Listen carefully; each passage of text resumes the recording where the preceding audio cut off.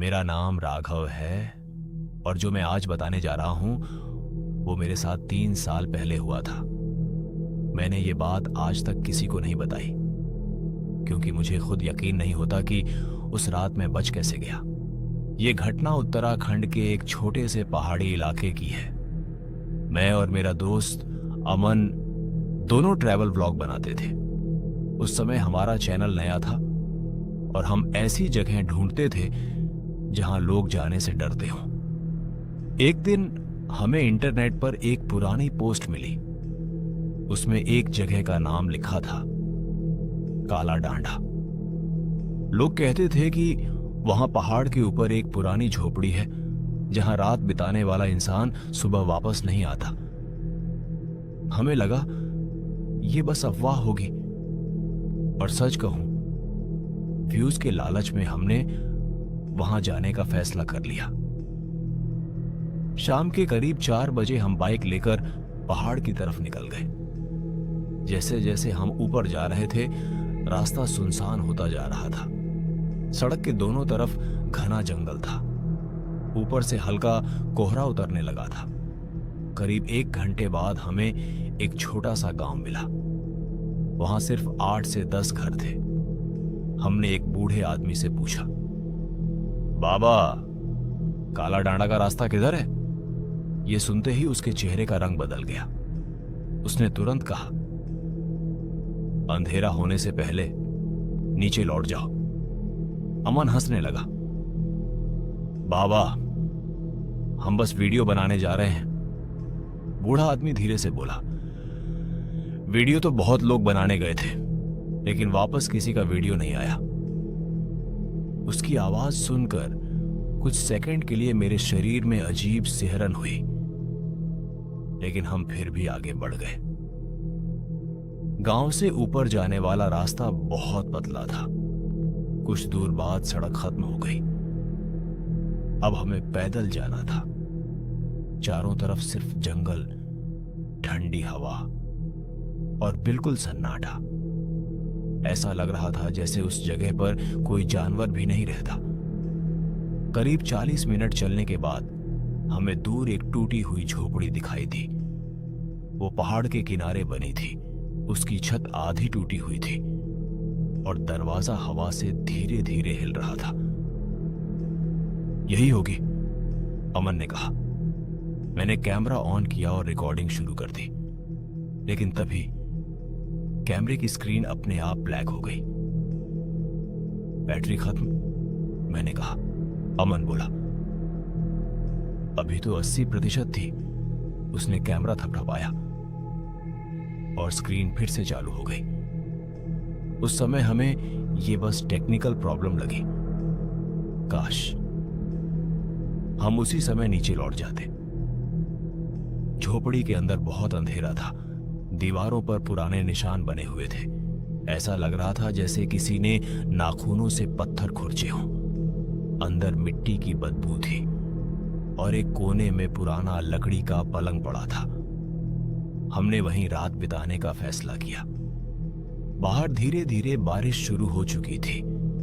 रात के करीब 9 बजे अचानक ऊपर पहाड़ों से किसी औरत के रोने की आवाज आने लगी। बहुत धीमी लेकिन साफ। मैंने अमन की तरफ देखा। तूने सुना? अमन ने सिर हिलाया। पहले हमें लगा शायद हवा की आवाज होगी, लेकिन फिर वो रोना धीरे धीरे पास आने लगा। अब ऐसा लग रहा था जैसे कोई झोपड़ी के ठीक बाहर खड़ा होकर रो रहा हो। मेरे हाथ कांपने लगे। अमन ने धीरे से दरवाजे की तरफ टॉर्च मारी, लेकिन बाहर कोई नहीं था, सिर्फ घना कोहरा। कुछ देर बाद आवाज बंद हो गई। हम दोनों चुप बैठे रहे। फिर अचानक झोपड़ी की छत पर किसी के चलने की आवाज आई। थक थक थक। धीरे धीरे कदम हमारी तरफ बढ़ रहे थे। अमन ने डरते हुए कहा, ऊपर कौन हो सकता है? मैंने जवाब नहीं दिया क्योंकि उसी समय झोपड़ी के पीछे से किसी बूढ़ी औरत की आवाज आई, दरवाजा मत खोलना। मेरे पूरे शरीर में झटका सा लगा। आवाज बहुत कमजोर थी, जैसे कोई मरने वाला इंसान बोल रहा हो। फिर वही आवाज दोबारा आई, अगर उसने तुम्हारा नाम ले लिया तो तुम नीचे नहीं जा पाओगे। अब हमारी हालत खराब हो चुकी थी। अमन ने धीरे से पूछा, कौन है वहां? लेकिन बाहर से कोई जवाब नहीं आया। रात के करीब 11 बजे अचानक दरवाजे पर जोर से खटखटाहट हुई। धड़ाम धड़ाम धड़ाम। ऐसा लग रहा था जैसे कोई पूरी ताकत से दरवाजा तोड़ने की कोशिश कर रहा हो। हम दोनों डर कर पीछे हट गए। फिर एक औरत की आवाज आई, राघव दरवाजा खोलो। मेरी सांस रुक गई। अमन ने तुरंत मेरी तरफ देखा। इसको तेरा नाम कैसे पता? मुझे समझ नहीं आ रहा था क्या बोलूं। मैंने तो वहां अपना नाम किसी को बताया ही नहीं था। फिर आवाज और बदल गई। अब वो बिल्कुल मेरी मां जैसी लग रही थी। बेटा दरवाजा खोलो। उस पल सच बताऊं, मेरा मन सच में दरवाजा खोलने का करने लगा। लेकिन तभी मुझे बूढ़ी औरत की बात याद आई, अगर उसने तुम्हारा नाम ले लिया। मैंने तुरंत अमन को पीछे खींचा और तभी दरवाजे के नीचे से किसी की उंगलियां अंदर आने लगी। काली, लंबी और टेढ़ी उंगलियां। अमन चीख पड़ा। हम दोनों ने पूरा जोर लगाकर दरवाजा पकड़ा। बाहर से आवाज अब इंसानी नहीं लग रही थी, वो गुर्रा रही थी। करीब 5 मिनट बाद सब कुछ अचानक शांत हो गया। इतना शांत कि हमारी सांसों की आवाज भी साफ सुनाई दे रही थी। फिर झोपड़ी के अंदर वाले कोने से खुरचने की आवाज आने लगी। चर चर। हमने टॉर्च उस तरफ घुमाई और जो हमने देखा उसे मैं आज तक नहीं भूल पाया। दीवार के पास एक बूढ़ी औरत बैठी थी। उसकी आंखें पूरी सफेद थी और उसका मुंह इंसानों से बहुत बड़ा। वो धीरे धीरे मुस्कुरा रही थी। अमन डर के मारे पीछे गिर गया। मैंने टॉर्च नीचे गिरा दी। कुछ सेकंड के लिए पूरा कमरा अंधेरे में डूब गया और तभी वो औरत हंसने लगी। इतनी भयानक हंसी कि आज भी सुनता हूं तो नींद खुल जाती है। मैंने तुरंत टॉर्च उठाई, लेकिन अब वहां कोई नहीं था। कमरा खाली था। सिर्फ दीवार पर नए निशान बने हुए थे। ऐसा लग रहा था जैसे किसी ने अभी अभी नाखूनों से लिखा हो, भाग जाओ। बस फिर क्या था। हम दोनों झोपड़ी से बाहर भागे। बाहर तेज बारिश हो रही थी। कोहरा इतना घना था कि 2 कदम आगे भी नहीं दिख रहा था। हम पहाड़ से नीचे भाग रहे थे, लेकिन अजीब बात यह थी, रास्ता खत्म ही नहीं हो रहा था। ऐसा लग रहा था जैसे हम गोल गोल घूम रहे हो।